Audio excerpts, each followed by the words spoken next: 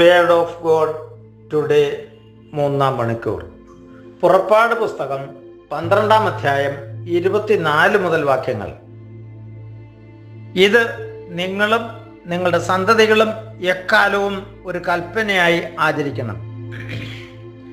കർത്താവ് തൻ്റെ വാഗ്ദാനമനുസരിച്ച് നിങ്ങൾക്ക് തരുന്ന ദേശത്ത് ചെല്ലുന്നതിന് ശേഷവും ഈ കർമ്മം ആചരിക്കണം.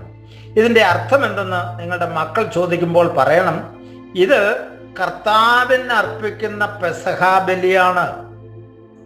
അവിടുന്ന് ഈജിപ്തിലുണ്ടായിരുന്ന ഇസ്രായേൽ ഭവനങ്ങൾ കടന്നുപോയി ഈജിപ്തുകാരെ സംഹരിച്ചപ്പോൾ അവിടുന്ന് ഇസ്രായേൽക്കാരെ രക്ഷിച്ചു.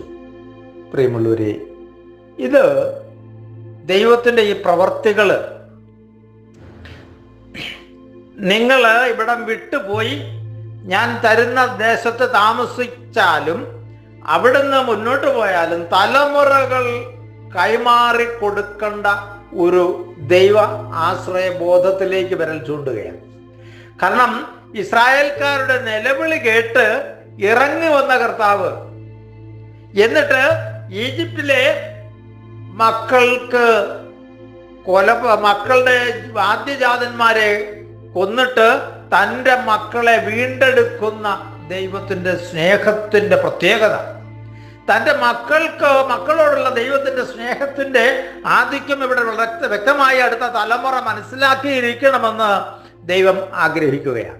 നമുക്കറിയാം, നമ്മളിപ്പം കാണുന്നുണ്ട്, യുദ്ധത്തിനിടയിൽ പോലും ഇസ്രായേൽ മക്കൾ ഒന്നിച്ചുകൂടി ദൈവത്തെ സ്തുതിക്കുകയും പ്രാർത്ഥിക്കുകയും ചെയ്യുന്നത് വീഡിയോ വഴിയായിട്ടൊക്കെ നമ്മൾ കാണുകയാണ്.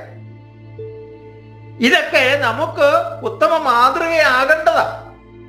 കാരണം 6 മണിക്കൂർ കൊണ്ട് ചുറ്റിക്കറങ്ങാനുള്ള സ്ഥലമേ ഉള്ളൂ ഇസ്രായേല്. ആ കൊച്ചു സ്ഥലത്ത് താമസിക്കുന്ന തൻ്റെ മക്കളുടെ വീര്യം ലോകത്തെ ഭയപ്പെടുത്തുന്നതാണ് നമുക്കറിയാം. അതിന്റെ പിന്നിലെ ചേതവികാരം എന്താണെന്ന് വളരെ കൃത്യമാണ്.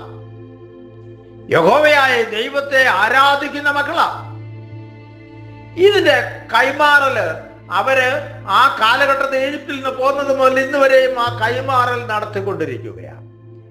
എന്നാൽ ഇതിനേക്കാൾ വിശിഷ്ടമായ കൈമാറൽ നമുക്ക് കൈമാറിത്തന്ന ദൈവം മനുഷ്യനായി അവതരിച്ച് നമ്മളെ വീണ്ടെടുത്തതിൻ്റെ അനുസ്മരണവും അവൻ്റെ ജനനത്തിൻ്റെ ഓർമ്മയുമൊക്കെ ആചരിക്കുന്ന ഈ അവസരത്തിൽ നമ്മുടെ മക്കൾക്ക് എത്ര പേർക്കറിയാം ഇതിൻ്റെ തീവ്രത?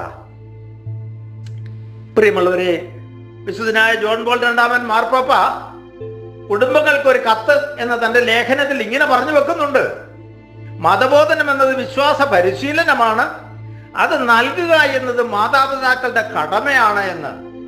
മാതാപിതാക്കൾ വിശ്വാസം കൈമാറിക്കൊടുക്കേണ്ടതിന്റെ ബാലപാഠം കൈമാറിക്കൊടുക്കേണ്ടത് മാതാപിതാക്കളാണ്.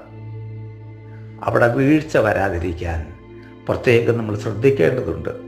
കഴിഞ്ഞ കാലയളവിൽ അപ്പന്മാരെ നടത്തിയ ദൈവത്തെ പറ്റി പറയാൻ ഇന്ന് ആഗ്രഹിക്കുമ്പം അവിടെയൊക്കെ തടയിടുന്ന മക്കളെയും അല്ലെങ്കിൽ അതിനെ പറ്റി ആ മക്കൾ മാത്രമല്ല മുതിർന്നവർ പോലും അതിൻ്റെ ആവശ്യം എന്താ, അതെല്ലാം കഴിഞ്ഞു പോയില്ലേ എന്ന് ചിന്തിക്കുന്നുണ്ട്. അതല്ല ശരി എന്ന് വേദപുസ്തകം നമ്മളെ ബോധ്യപ്പെടുത്തുക. നിന്റെ മക്കളോട് നീ പറഞ്ഞു കൊടുക്കണം, നിന്റെ ദൈവമായ കർത്താവ് നിനക്ക് വേണ്ടി നിന്റെ കുടുംബത്തിന് വേണ്ടിയും ചെയ്ത കാര്യങ്ങളെ കുറിച്ച് മക്കൾ ബോധമുള്ളവരായി കേട്ട് കേട്ട് കേട്ട് കടന്നു വരണം. ഒരിക്കൽ പറഞ്ഞതുകൊണ്ട് പോയില്ല ആകില്ല. നിരന്തരം ദൈവത്തിന്റെ പരിപാലന, കഷ്ടതയുടെ നാളിൽ ദൈവം ഇടപെട്ട മാർഗങ്ങൾ, ഇതൊക്കെ കുഞ്ഞുങ്ങളുടെ ബോധ്യത്തിൽ കൊടുക്കാൻ മാതാപിതാക്കൾക്ക് കടമയുണ്ട്. അത് നിർവഹിക്കാതെ പോകുന്നതിൻ്റെ ഭവിഷ്യത്ത് ഇന്ന് നാം എല്ലാം തിരിച്ചറിയുന്നുണ്ട്. മതാധ്യാപകരെയും അച്ഛന്മാരെയും ഏൽപ്പിച്ചിട്ട് മക്കളെ വിടുകയല്ല. നമ്മുടെ കുഞ്ഞുങ്ങൾക്ക് ആവശ്യമായ പ്രബോധനം മാതാപിതാക്കൾ, പ്രത്യേകിച്ച് മാതാക്കൾക്ക് അതിലേറെ പങ്കുണ്ട്. അത് നിർവഹിക്കാൻ മറന്നു പോകാതിരിക്കാൻ നമുക്ക് പരിശ്രമിക്കാം. പിതാവിൻ്റെയും പുത്രൻ്റെയും പരിശുദ്ധാത്മാവിൻ്റെയും നാമത്തിൽ ആമേൻ.